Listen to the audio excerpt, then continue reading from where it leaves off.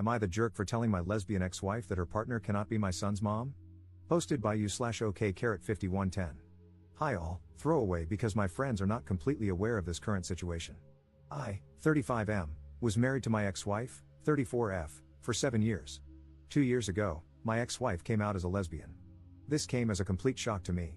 She and her partner, who were co-workers, had been having an affair since she joined the company a year before our divorce. We have a son together, 8M.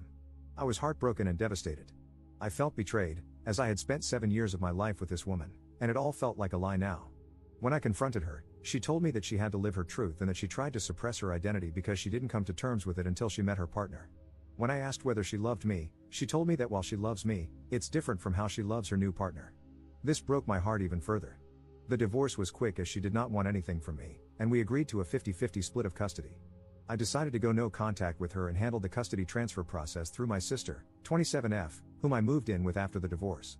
I sold the house, and we mutually agreed that the excess money from the sale would go into a college fund for our son. I could not bear to stay in that house anymore, as it kept reminding me of her betrayal. For context, she introduced her partner as her work friend, and I believed her. I had no reason to suspect anything, and they had several girls' nights, which I now figure were probably cover for the affair. For 6 months, I was in a depressive state because I didn't know where I went wrong. But this is one of those scenarios where nothing I could have done would have made it better. This realization made me even more depressed, and the fact that all the vows and little things she said at our wedding were all just lies trying to keep up a ruse made it even worse. The two people that got me through this state were my sister, to whom I am eternally grateful for helping with her nephew and supporting me while maintaining her career, and my college ex-girlfriend. Around 4 months after the divorce, we reconnected at a reunion, and she really helped me through the worst of it as a friend. About a year after the divorce, we started officially dating, and I introduced her to my son. During this time, my ex-wife's partner had limited interactions with my son. This was not because of anything I said, but my ex-wife wanted him to adjust to his new reality. My son is at that weird age where he understands what's going on but doesn't fully grasp the situation. If you know, you know. He understands that mommy has a girlfriend and that mommy and daddy are no longer together. I'm pretty happy with how he has come to terms with the divorce, especially considering we didn't explicitly talk to him about LGBTQ+ topics. We had decided that we could discuss these things when he's a bit older. Around 8 months ago, my ex told me she was officially moving in with her partner and that she was engaged. At this point, I was still no contact except for brief conversations concerning our son. She invited me to the wedding, but I declined. They were planning a destination wedding in Spain, where her girlfriend lives. She wanted to take our son to the wedding, which would require him to miss school for a week since she also wanted him to meet her girlfriend's family. I told her that missing school for a week didn't make sense and suggested she plan her wedding during his vacation, as she didn't yet have a fixed date. She argued that they likely wouldn't find a date aligning with his vacations, as they wanted to get married as soon as possible. I relented and agreed, since I didn't want to interact with her further, and it was within her rights to have her son at her wedding.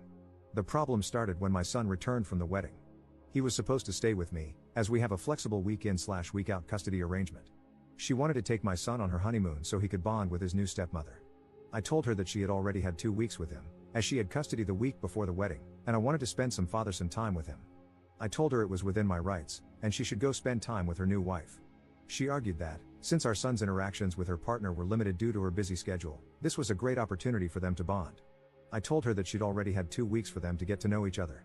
She said they were busy with the wedding and didn't have time. I explained that I had taken vacation days to go to a motorcycle expo and build a Lego set, 2 things my son absolutely loves. She kept arguing, and I finally told her that custody arrangements are in place for a reason, and that was one thing I would not negotiate. She got angry and left. My son and I had a great time together. I even got him one of those kid-sized motorcycles since he liked them so much. Over the next few weeks, we returned to our week-in/week-out routine. One day, I saw that my ex had posted a photo shoot of them and my son under the caption #lesbianmommies.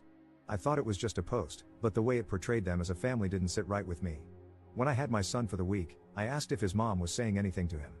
He hesitated but eventually told me that his mother had been trying to convince him to call her partner mom.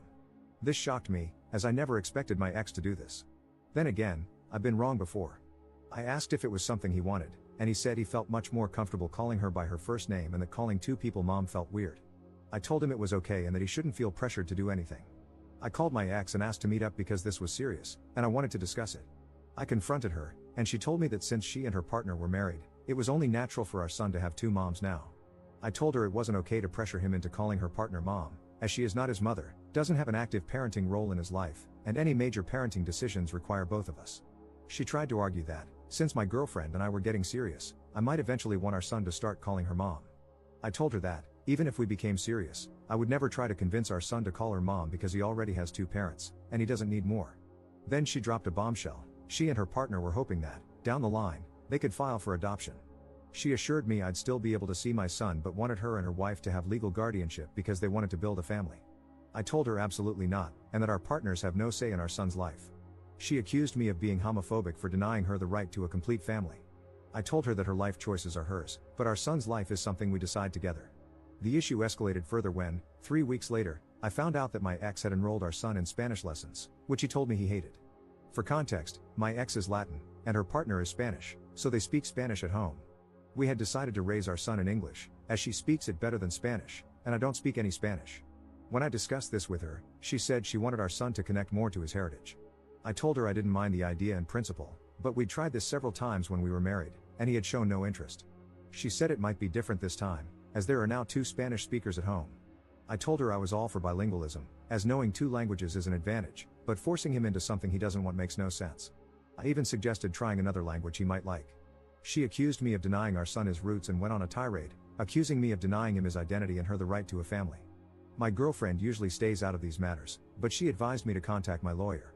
My lawyer assured me that even if they filed an adoption notice, I could contest it, and it would take something exceptional, like abandonment, for my contest to be rejected. My ex keeps posting pictures of our son as part of her new family, and it's honestly started to trigger me. 2 weeks ago, I interacted with my ex's new wife for the first time after the divorce. She contacted me to meet up and told me that my ex had finally started to recover from the trauma of coming out and building a new life. She accused me of being emotionless and uncaring during the divorce, guilt-tripping my ex into agreeing to 50-50 custody, and standing in the way of their happiness. She also told me I should agree to the adoption in a few years, as they've always wanted a family, and I would still remain my son's dad and could visit him. I told her I didn't care about her emotional state during the divorce and that my custody demands were fair by any rational standard. I told her if they wanted a perfect family image, they should have a child of their own with no connection to me. I feel like all this has started to affect my son more than anything. He's a lot less happy than he was a few months ago, as we had started to adjust to this new reality.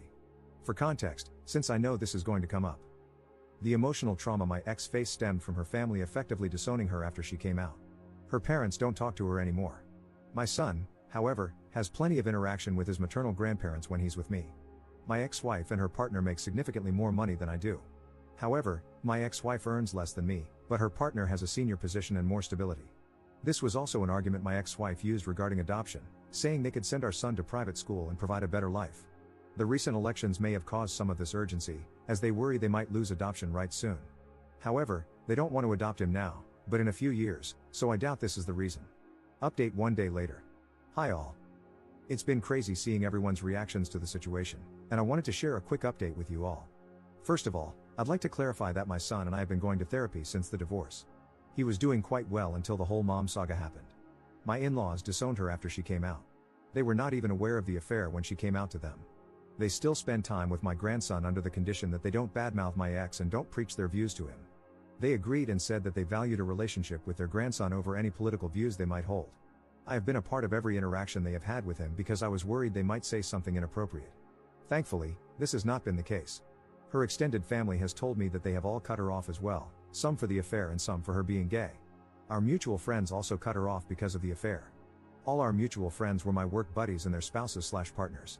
I did not ask them to do anything, they came to the decision on their own. I was actually glad when she told me she had made a friend on her own, as she used to complain about not liking her colleagues. We all know how that turned out. I'm pretty sure they're not planning to skip the country. I have all my son's documents, and we decided this during the divorce because she was still figuring out where to go. Since I was moving in with my sister, the chances of them getting misplaced were low. I have also not received any demands for the documents, and she returned the passport to me when we came back. The whole adoption thing probably stems from the fact that my son has a very close relationship with his mother. The only times he has really complained to me are when she asked him to call her partner mom and when she made him take Spanish classes he didn't want. We did everything for him equally during our marriage, but I had to travel out of state to my parents frequently during COVID because they were sick with pre-existing conditions and couldn't take care of themselves. My sister was on an assignment abroad at that time. My sister also agreed with this. Please let me know your thoughts. I listened to people and contacted my lawyer, who is also my friend, this morning.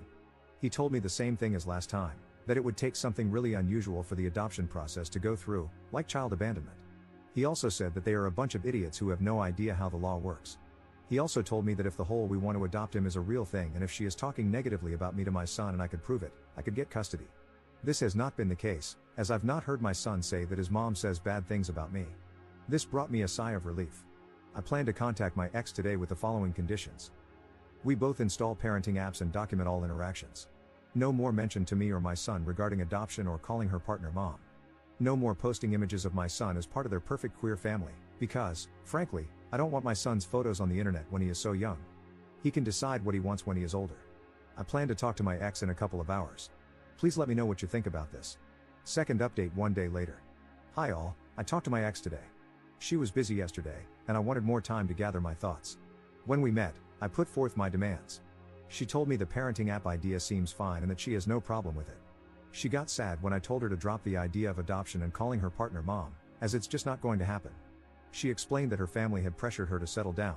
I proposed after a year of dating, and I didn't know this, and getting pregnant so soon after getting married wasn't what she had in mind. She got pregnant 1.5 years after getting married. Does that count as soon? I don't know. She said she had been in the closet her whole life because of her parents and thought marrying me would make her feelings subside.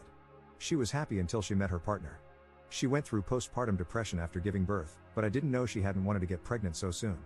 She then admitted that the reason they, her wife and her, wanted to adopt my son was that she wanted to start fresh.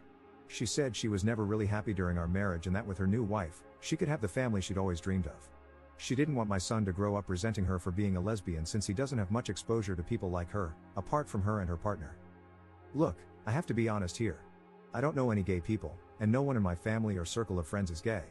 We've never talked about these things because it just doesn't come up in daily life. That doesn't mean my son and I have no idea who they are, especially after the divorce. I told her this wasn't going to happen and that he has had a lot of exposure to people from her community. I told her it seemed like a flimsy excuse to separate my son and me and that she was making it up to justify her actions. After some arguing, she revealed the real reason she and her partner wanted to adopt my son. Reddit, your prediction abilities are unreal. Apparently, they wanted to adopt him because they are considering moving to Spain in a few years.